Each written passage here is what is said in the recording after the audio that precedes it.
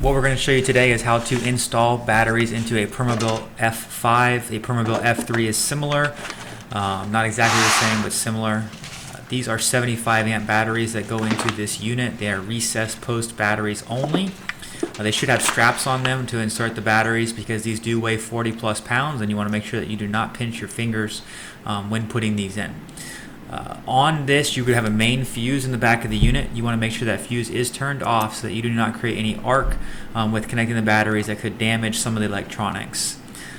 Coming off one of your plugs off of the power module in the back, you have a red and a black wire. You are going to connect the red and the black wire to opposite batteries. The reason you are doing this is because you need to create a 24 volt system since that's what the whole unit runs off of. If you do not cross wire these and sync these in a series, you will have 12 volts and your power chair will not turn on and it will not operate. So as you see him inserting all of these screws into this unit, what you are going to do is you are going to hand put them in, and then you are going to then come back around with a 7/16 wrench so that you're going to make sure that you do not strip the rivets when you're inserting them into this unit. Like I said, these screws are, you have a screw, a lock nut, then a washer, and it goes through the grommet on the end of the cable, and that is what you use and how you insert the screw into these batteries. You do want to make sure that all four are tight so that when you do kick your main fuse on, you do not create that spark.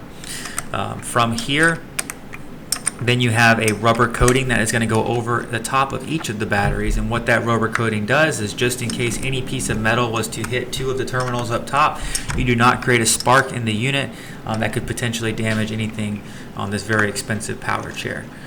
So like I said, check all four cables, make sure that they are on tight, and then you want to make sure that your left and right motor plugs are out of the way when you slide this battery tray in, because it is not forgiving and you do not want to pinch one of those wires or splice or break any of those wires, because then you have to replace your motor, and that is an expensive fix.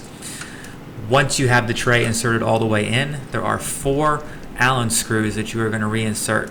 It's typically best to screw these Allen screws in halfway prior to fully tightening. And the reason being is if you were to tighten one of these screws all the way, it might shift the alignment where the next screw goes in, and if you strip the screw or strip the rivet, you're not going to be able to put the screw in, and then you're going to have a lot bigger problems after that. So it's best to put one screw in and then work on the next, but do not fully tighten that screw. You're going to want to go one screw to the next, about halfway, and then you'll see my technician coming back around and fully tightening all 4 screws once they're already in place.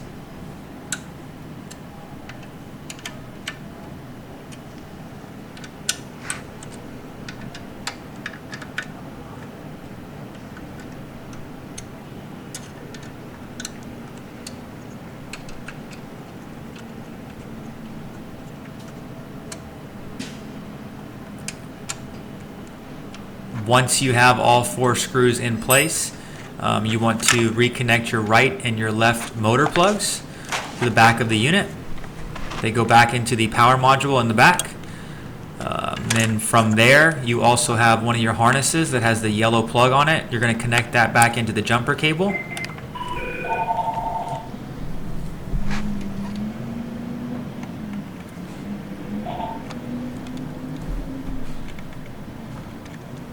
It only can go in one way, so you want to make sure the connection is right.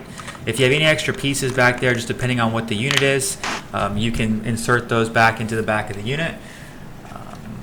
From here, make sure you don't have any loose cables that are exposed. And then you're going to put your rear shroud on first. The rear shroud attaches at the bottom. There's 2 circle type brackets that it goes around, and then it pushes on against the main circuit breaker in the back, which has a heavy duty Velcro strip. And then you're going to slide on your top shroud, which slides into grooves and connects to the front shroud.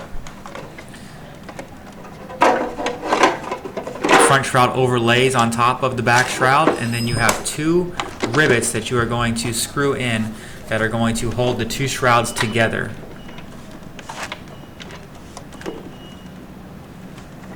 It is a snug fit, so if it doesn't work the first time, just keep trying. Don't force anything.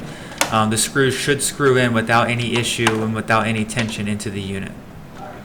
You can just tighten them by hand, and once you put the right and the left screw in place, then you are all set and ready to go.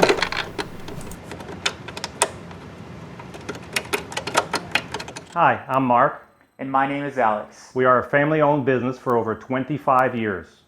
We have many products available, not just what you see in this video. If you would like to learn more, you can call the number below at 800-677-6293, or you can visit us directly at www.marcsmobility.com.